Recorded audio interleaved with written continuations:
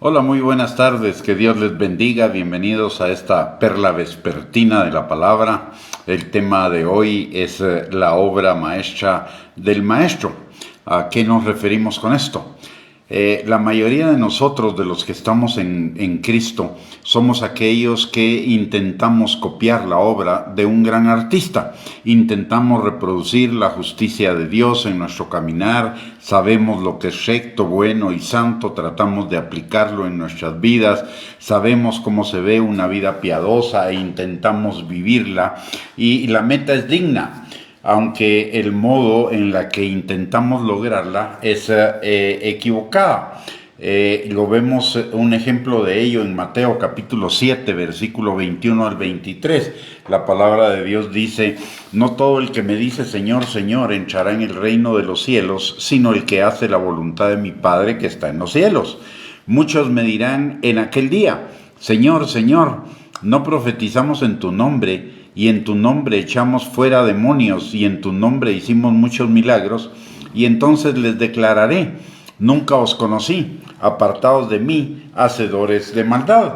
Estaban intentando reproducir con sus propias habilidades la obra del Maestro, y hacer eso es competir con Dios. Se puede hacer eso, pero no necesitamos, si pudiéramos hacer eso, no necesitaríamos a Dios. Solamente Dios puede hacer las obras de Dios. Y una vida santa es la obra de Dios, no es nuestra obra. La clave es que Dios debe hacerlo y nosotros debemos permitirle que lo haga. Imaginémonos si en lugar de intentar copiar las obras de Dios, nos fuera dado el corazón y la mente del artista, sus capacidades, su espíritu, entonces ya no sería una lucha, ni tampoco sería una copia. Sería como si el Maestro estuviera pintando por medio de nosotros. Y eso es exactamente lo que sucede en la salvación y en la vida cristiana. El Maestro, Dios, nos ha dado su corazón, nos ha dado su mente, nos ha dado su naturaleza, sus capacidades, su espíritu.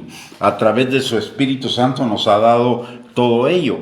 En Juan capítulo 7, versículo 37, la palabra de Dios dice que en el último y gran día de la fiesta, Jesús se puso en pie y alzó la voz diciendo: si alguno tiene sed, venga a mí y beba. El que cree en mí, como dice la Escritura, de su interior correrán ríos de agua viva. Esto dijo del Espíritu que habían de recibir los que creyesen en él, pues aún no habían recibido el Espíritu Santo, porque Jesús no había sido aún glorificado. ¿Esto qué quiere decir? Cuando usted y yo somos salvos, automáticamente ahora el Espíritu Santo viene a ser morada en nosotros, y son los ríos de agua viva. El Espíritu Santo son como ríos de agua viva que corren en nuestro interior. ¿Y qué es lo que hacen en nuestro interior? Ellos son esos ríos de agua viva, son los que nos limpian, nos transforman, nos cambian, y son los que hacen nuevas todas las cosas viejas pasaron, todas fueron hechas nuevas. Y ahí está la clave. La clave es no querer ser como Dios, sino dejar a Dios trabajar a través de nosotros por su Espíritu Santo. El Espíritu Santo va a transformar nuestro carácter. Segunda de Corintios capítulo 3, versículo 18, nos enseña que el Espíritu Santo nos va transformando de gloria en gloria en la imagen, en el carácter de Cristo. Por el otro lado, la palabra de Dios dice en Romanos capítulo 8, versículo 26, que el Espíritu Santo nos ha sido dado para que nos ayude en todas las cosas. Es nuestro ayudador en todas las cosas. ¿Y eso qué significa?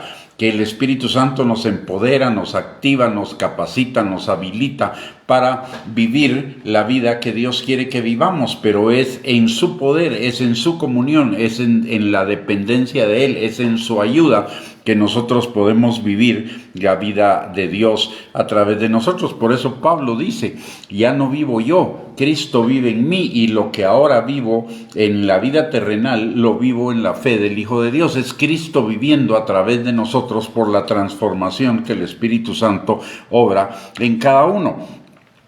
Si vivimos con el corazón de Dios, haremos las obras de Dios. Si vivimos por el Espíritu de Dios, cumpliremos su voluntad.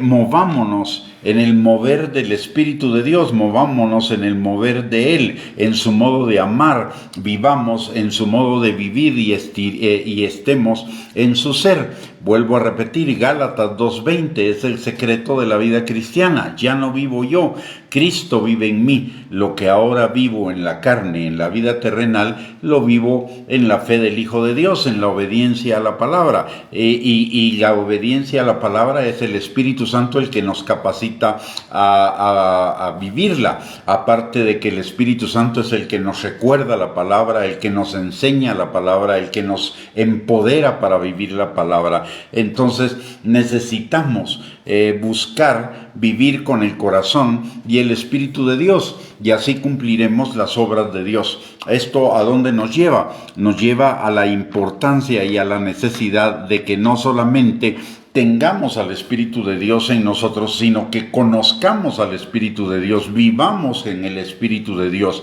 La palabra dice en Santiago capítulo 4 versículo 5 que el Espíritu que Dios ha hecho morar en nosotros, que es el Espíritu Santo, nos anhela celosamente, y lo que nosotros necesitaríamos hacer es una respuesta equivalente.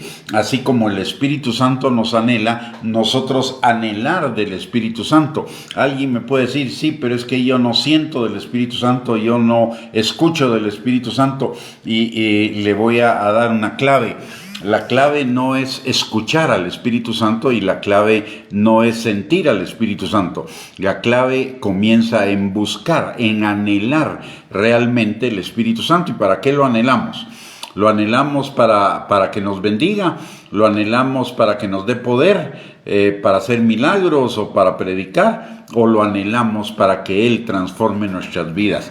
El secreto es tener comunión con Él y anhelar la transformación, la obra de Él en nosotros, la obra del Espíritu Santo, la obra fundamental del Espíritu Santo en nosotros es la transformación de la vieja manera de vivir a la nueva manera de vivir, del corazón engañoso y perverso al corazón de Dios, a la imagen del carácter pecaminoso de antes al carácter de Cristo en nosotros. Entonces, pero necesitamos, para poder caminar en la vida de Dios, para poder caminar en la vida del Espíritu, para poder caminar en el Espíritu, necesitamos anhelar al Espíritu. No tenerlo por ahí solo para cuando necesitamos algo, solo cuando tenemos necesidades o solo cuando necesitamos algún consejo, sino vivir de la mano con el Espíritu Santo. Esa es la clave la clave de oír al Espíritu Santo, la clave de sentir al Espíritu Santo y la clave de vivir en el Espíritu Santo, es anhelarlo.